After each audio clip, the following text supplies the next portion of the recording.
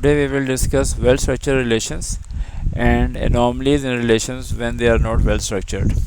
A well-structured relation is the one that minimizes the redundancy or duplication of rows in a table, and as a result it allows to insert, modify or delete rows or data in a table without any errors or inconsistencies. An anomaly is an error or an inconsistency in the data because of redundant data or duplication of data in a table. There are three types of anomalies: insertion anomaly, deletion anomaly, and modification anomaly. Now we will see these anomalies through an example. Here we have a relation by the name employee1. This relation has three columns: employee ID, name, department name, and salary, and each row in this relation is unique. It means there is no duplication of data or no redundant rows in this relation. Employee ID is the primary key of relation employee1, and all the employee IDs are unique, and each employee ID has its respective record in the respective fields. So let's say if I want to change the name of employee whose ID is 100, I will only have to make change in the row where employee ID is 100. Similarly, if I want to change the salary of an employee, I will only go to that respective row of the employee and change the salary. If I want to enter a new employee, I will only enter the record in this table. If I want to enter a new employee, I will simply add the employee ID and the respective name, and if I want to add a new employee, I will add the ID, name, department name, and salary of the employee in this relation. So employee1 is a well-structured relation.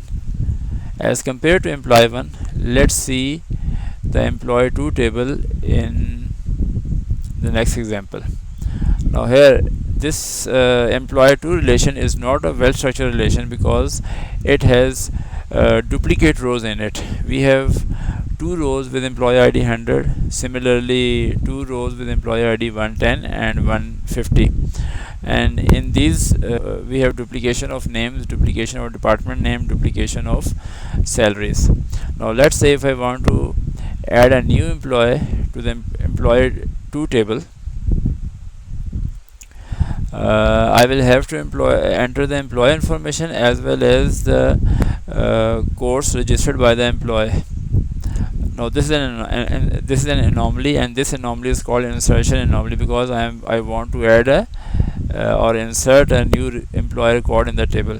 I cannot insert the record because in the employee2 table we have a composite key which is composed of employee ID and course title. So it means if I want to enter a new employee information, I have to enter the employee information as well as its course information or the course he has registered. If I don't have the course information, I cannot enter the employee record. This is an insertion anomaly. I should have been able to enter the employee record even if I don't have its course information. Now let's see the deletion anomaly. Let's say I want to delete the employee whose ID is 140. When I delete the employee record, I will also delete its course registration information. So if later on I want to see that course title tax account was registered by which employees, I will not find the name of employee ID 140, which is Alan Beaton, because when I will delete the employee record, its course registration record is also deleted, and same is the case with the course completion date.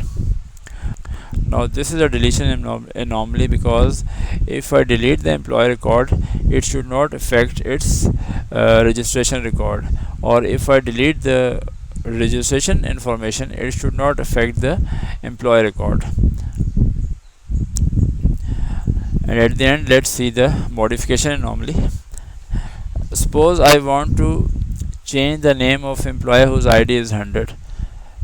In this table I have to make the change in two rows, row number 1 and row number 2. Similarly, if I want to change the salary amount of employee whose ID is 110 or 150, I will have to make this change in two rows. Now this is a modification anomaly, because let's say while changing the name of employee whose ID is 100, I make the change in the first row and I forget to make the change in the second row, and later on I want to know the name of the employee whose ID is 100. I will get two names against ID 100, whereas I should only get one name against ID 100, because against one ID there should be only one employee. Same is the case with all other fields. If I want to get the salary information of employee whose ID is 150, and suppose that I mistakenly change the salary information in only second last row, and I forgot to change the salary information in the last row, and later on I want to find out the salary amount of employee whose ID is 150, I will get the two salary amounts against employee 150. So this is only because I have duplication of data in my rows. If we can, let's say if we take another example of the university, let's say a student comes and asks for his change of address or change of phone number. If we have only one record against a specific registration number, I will ask the student his registration number. I will search that registration number and make the change in that row against his phone number and address column. But if there's duplication of data in my tables, which means that my table or my relation is not well structured, I will have multiple rows against one registration number. So I will have to edit the phone number or the address in multiple rows against one registration number. This should not be the case, and this is a modification anomaly.